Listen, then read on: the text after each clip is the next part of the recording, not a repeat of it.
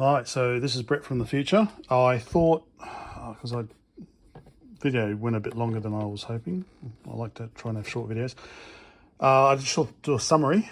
So I've replaced all the electrolytics with nice little electrolytics, and I replaced all the ceramic, most of the ceramic disc capacitors with small MLCC ones, except for these ones. They're 24 picofarad. I've only got 27 picofarad, probably close enough, but I prefer to use the same. Heat sinks on the VDP and the Z80, the video display processor. Well, this is the Sega part anyway. New regulator is in, and the RF has been gutted, and that's simply the wire going straight out to composite for that. So it's working. And this is with the home basic, so you can see blah blah blah blah. So one is Chotto game, so Chotto game is a small game or something. Next one is number 2 is that supposed to be a high sun bordo, so something board. Number 3 is basic. Number 4 is Patan no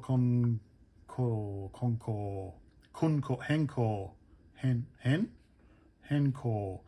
So I think that's the pattern match or something. So let's go 3 for basic.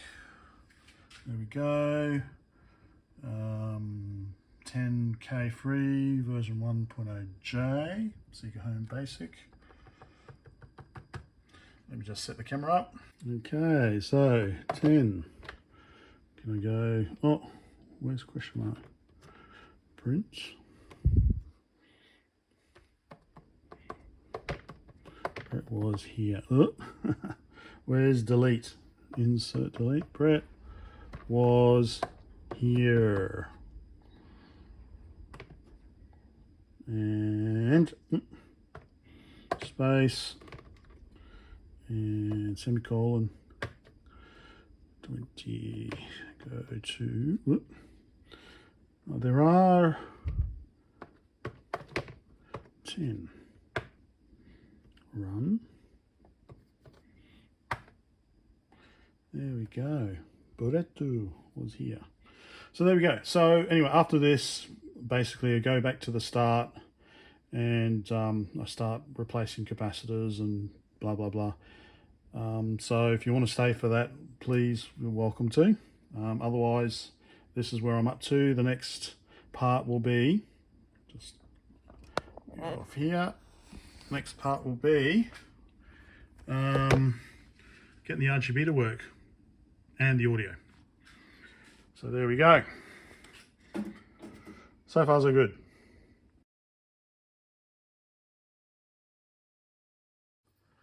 Good day. So it's the next day. Board's a little cleaner. I gave it a little bit of a wash. I won't get into details because people get upset. So I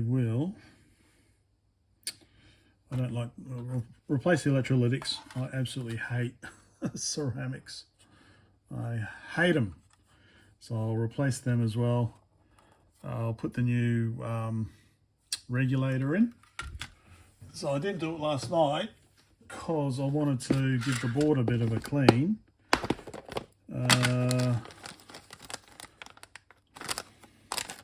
These are the ones I like to use. 5 volt 1 amp. What's the difference? I'm not sure. LM323s, LM323 replacements. These are 12 volts, minus 5 volts. These are the Traco ones, which are $20, $30 each. LM323 replacements. So I like using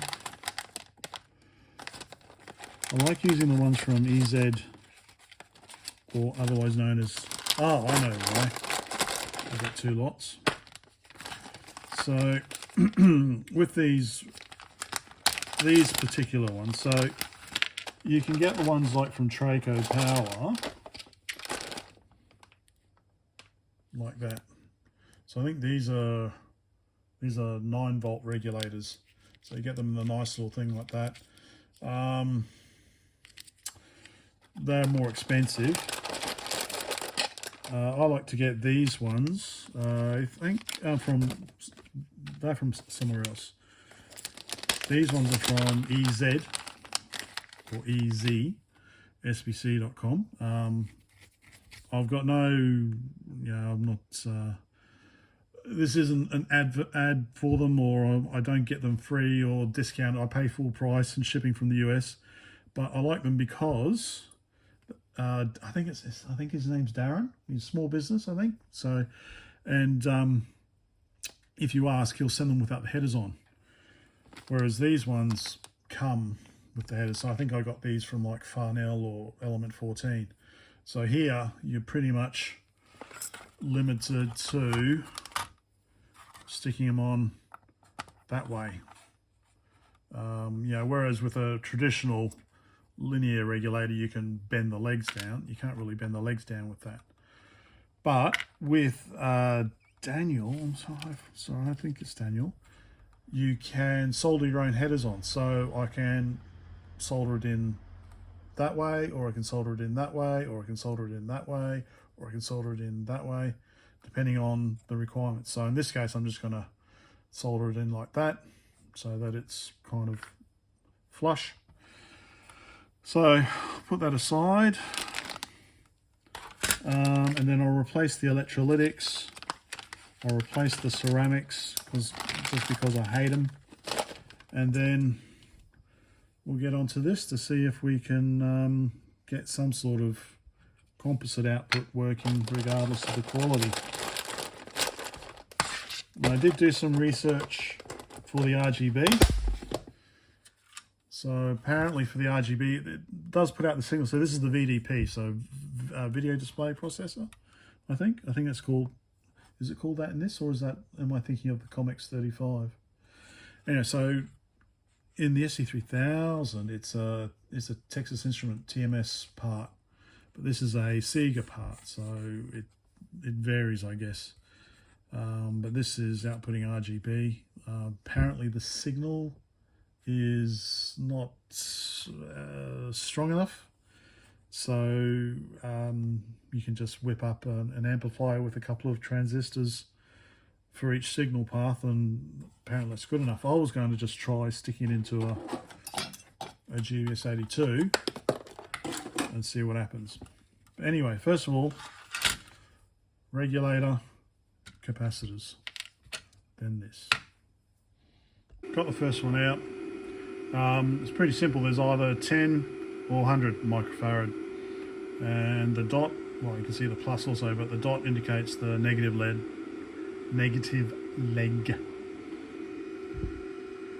So here's all the 10 microfarads replaced. Looking rather neat.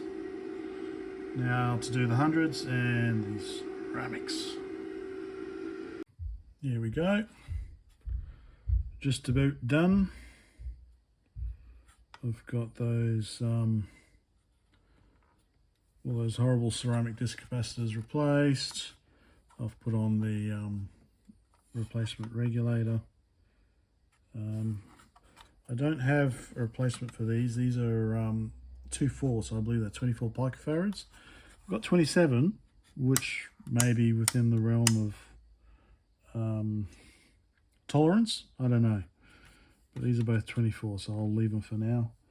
Hundreds and 10 microfarads. And I'm going to take the switch off, the channel select switch. I thought I could maybe mount a 3.5mm plug socket for the audio out. But maybe I could mount that there, because where's my metal pointer that annoys people? So this is where the modulator took its inputs. So this is the channel select, this is the 5 volts, and one of these was audio. I think that's video and that's audio. So I thought I could just bridge the audio over to there, and then the audio would be coming out via a 3.5mm socket up there. Just a thought. Other thing I noticed is these pads here correspond to these gaps here, so maybe there was in some models there was a RF shield or something, no doubt for the Americans, for the FCC, but that looks like this is, yeah, maybe had a shield over the top of all of it to shield it. Anyway, so yeah, so that's just about that. I just love this switch. That is such a cool over-engineered switch. That is just going to work forever, that one. Anyway, yeah.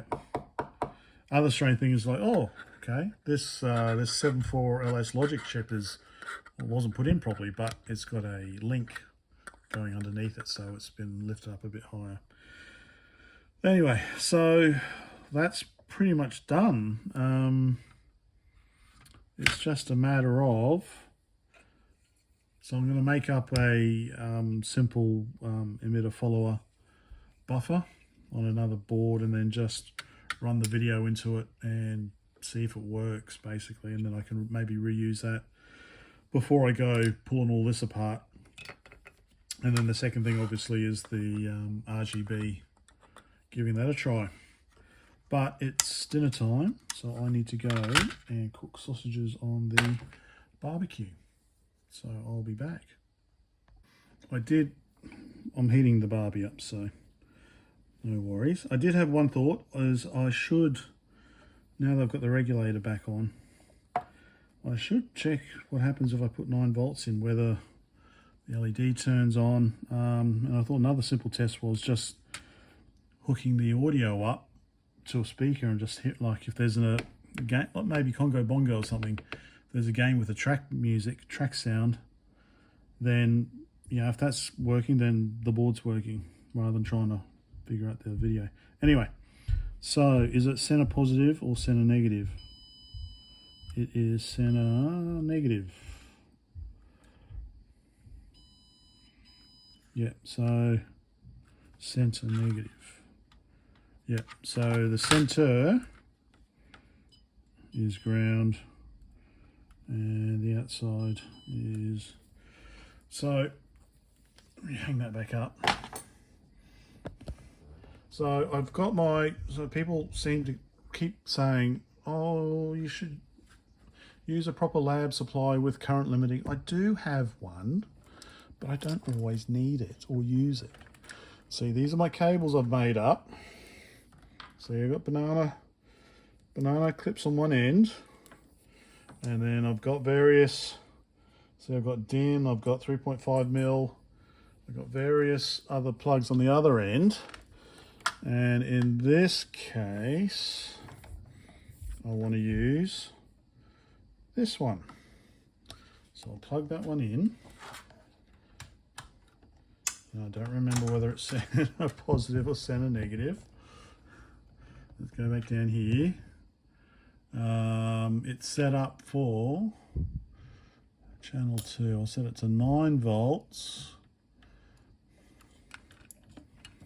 I can't remember. I think I'm getting myself all tingled here. Okay. Right, so let's oh no, I can access the negative there. Let's see, is it center negative? No, that's set up for center positive. So the whole reason why I made this up, get rid of those.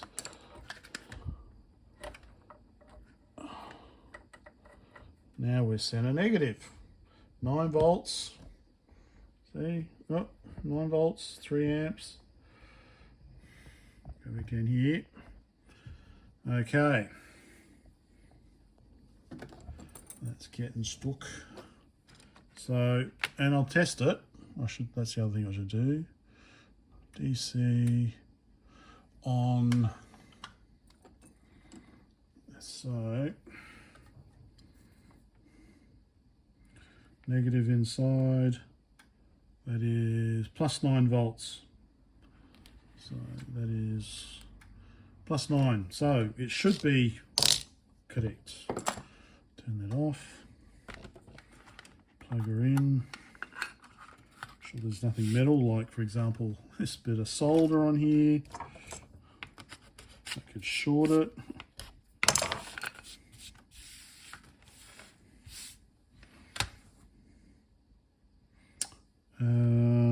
Power switch. Okay, I can definitely tell that's on. That's off.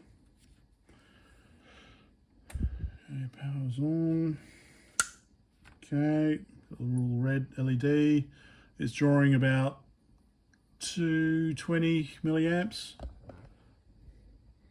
So seems to be working, I would say, if it's drawing something. No cartridge, of course, but yeah, it's drawing something. Oh, sorry. So I should plug a cartridge in, shouldn't I? Can't feel any heat anywhere yet. Let me find a cartridge. Okay, La Congo, La Bongo. I assume it goes in, yeah, this way. Okay. Power on. It's drawing the same amount of power.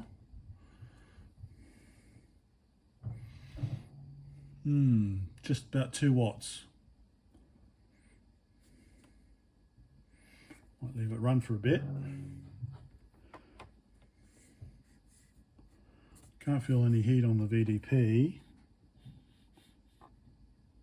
Z80 is pretty cool. Oh, is it? Or maybe I can feel, no, can't feel anything really.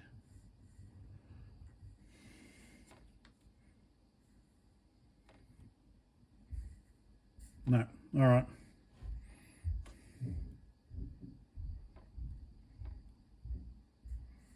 All right, I'm not going to leave it running. Oh, I should leave it running, shouldn't I? What? Oh, I can feel some heat now. Or am I imagining that?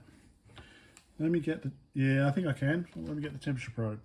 Okay, so ambient's about 21, 20.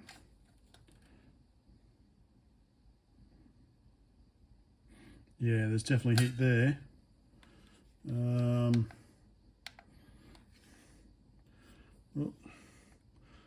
40 degrees. Yeah, definitely doing something. Z80 is warming up as well. So this is what I was saying in one of my comments, is that I'd put a heatsink on this, and I put a heatsink on the Z80. But then people say, well, you know, if they needed a heatsink, they would have put a heatsink. No, they wouldn't have. But, you know, things like this VDP that you can't easily, Z80 you can, that's no problem. But the VDP, you can't just go down local JCar and buy these. So definitely having a heatsink on it reduces, well, it doesn't reduce the heat, but it allows the heat to dissipate. So, where's my heat sinks?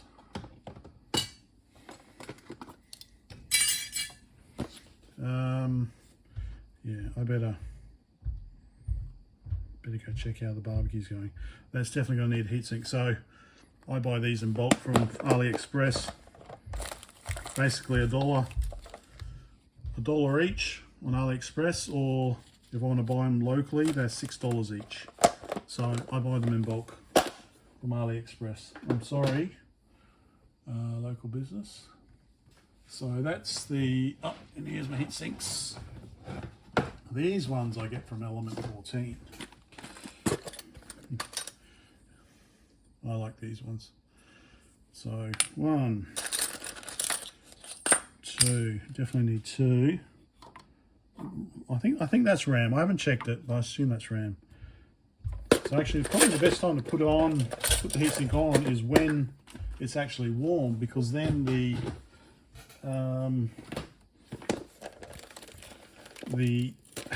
paste will cure faster. And actually one thing I found, even though it looks identical to what I can buy locally, the ones you buy locally, there's air in here, you can actually recap them and keep reusing them. Whereas these ones, even if you recap it, it gets hard and you have to dig it out and whatever. Anyway, $1 each, so make a hole.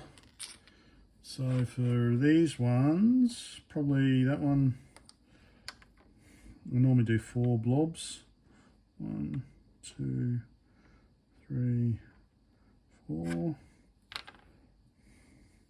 Stick it on, smear it around. Non-conductive, obviously, as well.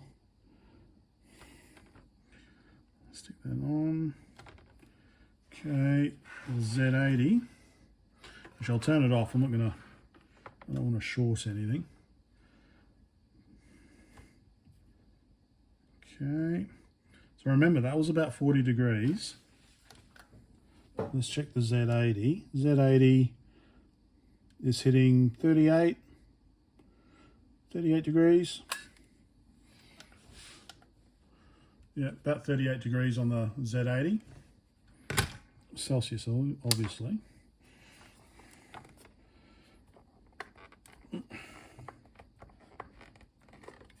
Oh, there's a bit of flex in the board there. Okay, let's do the Z80.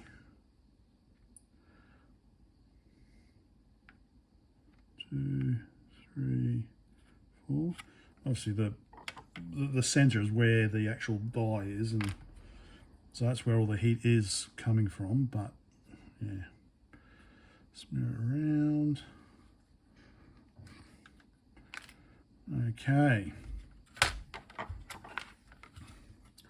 so there's kind of the board so far.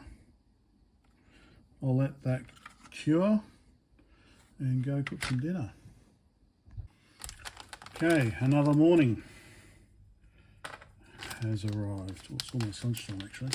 So I was going to make a small buffer circuit like I've done on my ZX81s, but then I remembered I had a few of these which are essentially the same that I got from, I think the Future was 8-bit. Yeah, the Future was 8-bit. So it's essentially the same. You've got a transistor, a couple of resistors, and I think maybe a capacitor there. So I thought, well, I might as well use this. So the idea is that, well, you can either stick it somewhere or, well, it'll even fit in here. But basically, I guess that's the audio. I guess that's audio pass-through. I have to look it up. I can't remember what's what. So there'll be 5 volts, 5 volts ground, video, and audio. And like I said, I think audio is this one up here that you just pass through. That way you can use, say, a cable with 4 wires. So I might use this just to test what the composite output looks like.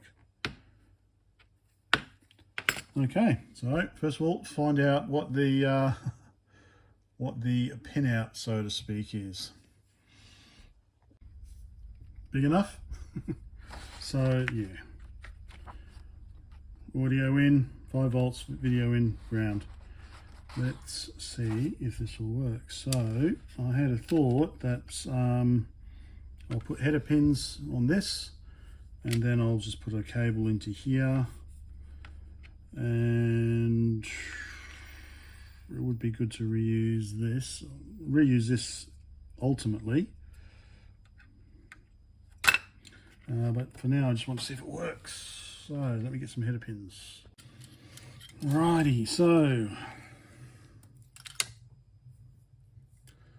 that's what I've done.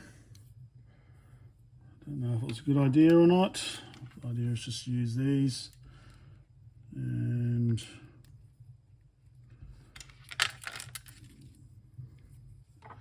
so this side will go to the board, and then socket. That's not long enough. Audio out. I couldn't find, I don't have an RCA socket handy. I don't want to use that. Can I? I can probably use it temporarily for testing. Or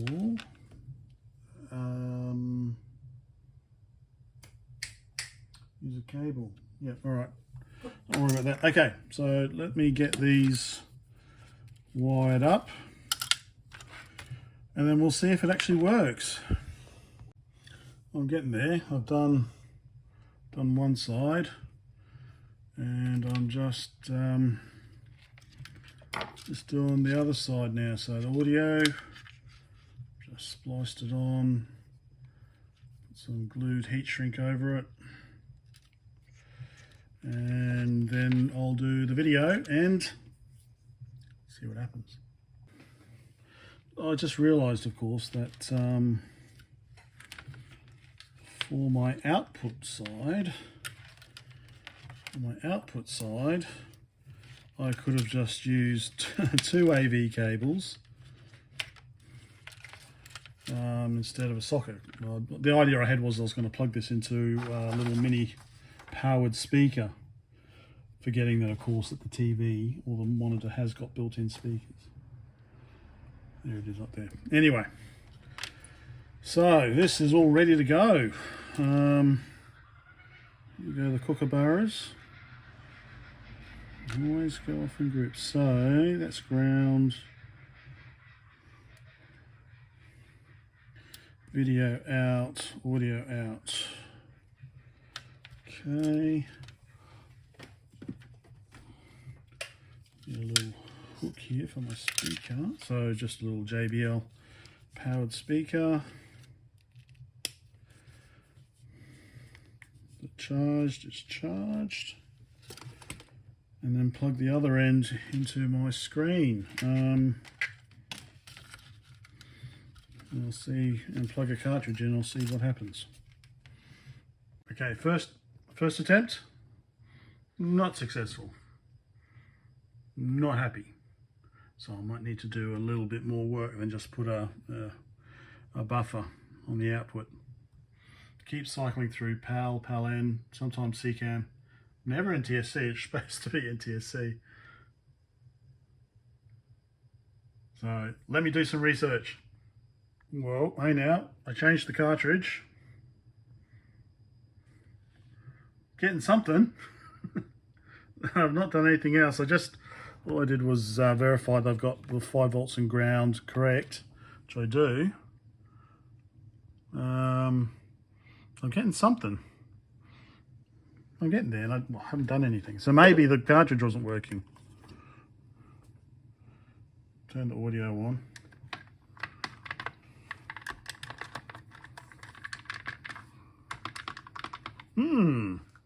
All right, I'm going to do some research anyway, just to see what you're supposed to do. Alrighty, so I did some research, and I've seen another fellow just connect it directly up, so without going, through a buffer. So I'll give that a go. And when I check where he's got it connected to, he's basically got it connected to, so I think that was audio. I think that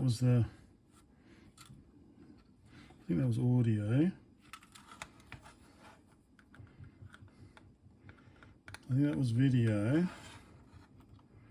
It's resistor to there.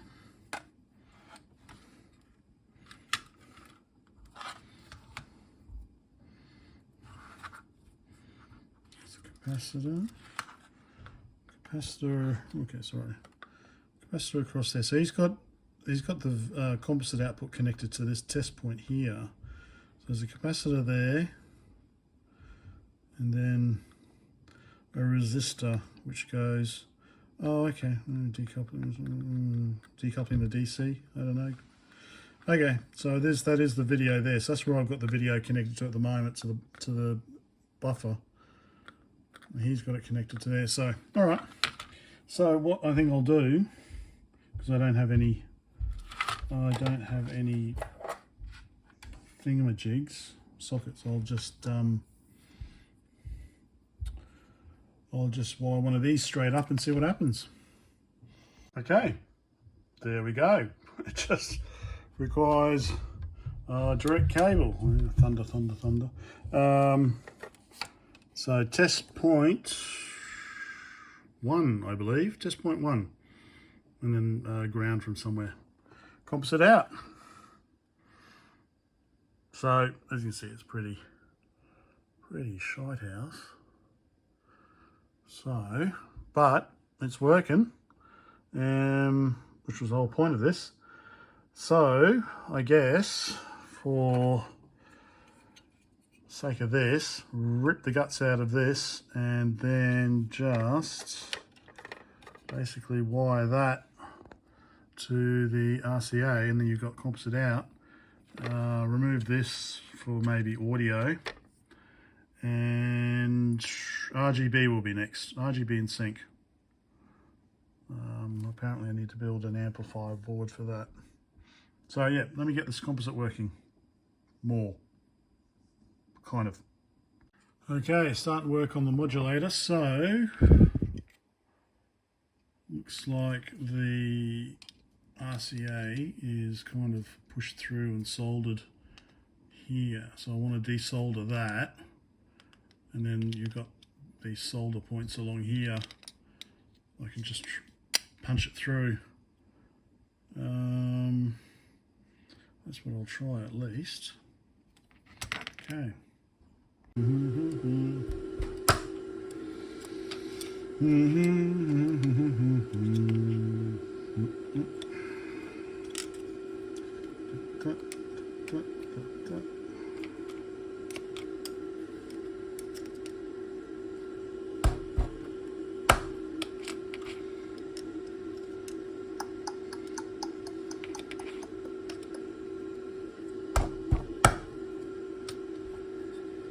Okay, so I just want to suck up a little bit of solder there so that I can hopefully not break the RCA connector.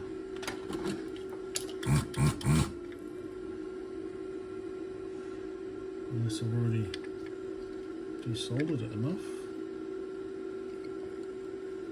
Oh, yep. Okay, cool. Done. Just got these little bits left over.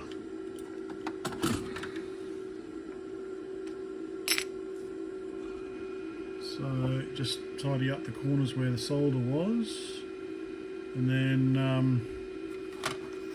put it back on the board, run the cable through. Alrighty. So what I'm thinking is I'll leave the base plate off. I don't really need the base plate. Well, I could leave it on, but don't need it really. And then just run the composite cable through the hole down to this test point here. Maybe. There's the lid. Sorry, my arm. Lid goes on that way. Oh, there's gaps here. Yeah, so I'll just run the cable. Colour should be yellow. I'll use yellow, I believe. No need for a separate ground because the whole case is grounded.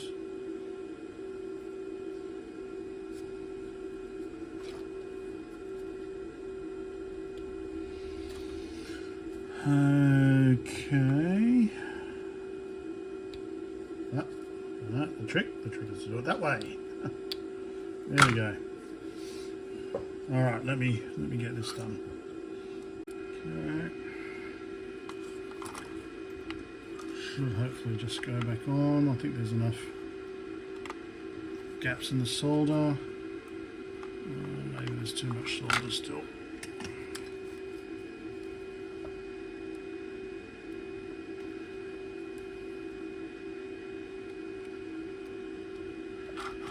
Don't flick it over the board, Brett.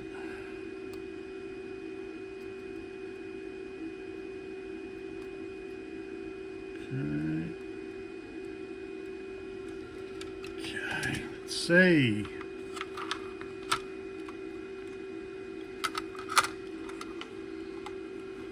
Alright, still need to get a bit of a little bit more solder under there. Okay, that's as simple as it is, apparently. So, yeah, was it test point 1? Test point 1. So, let's see. Konami no Hyper Sports. Konami's Hyper Sports. There we go. Composite NTSC image. Never the same colour twice. Never twice the same colour. So, yeah, I had a little bit of difficulty. I think I put too much solder on the jack, so it wasn't coming in properly, but it seems to be okay now. Let me just put the lid back on. So there we go. So got composite working. Next is sound. So I'm thinking there's probably one of these test points here that is the sound output that I should probably be tapping for audio, because nothing was coming out before using the buffer board, but you know, the audio was straight pass through. So that shouldn't be a problem. So maybe I was tapping, well, all the software I was using didn't have any audio. So I think I'll just hook up the keyboard now and see if that works, and then the next part will be audio and RGB, I guess.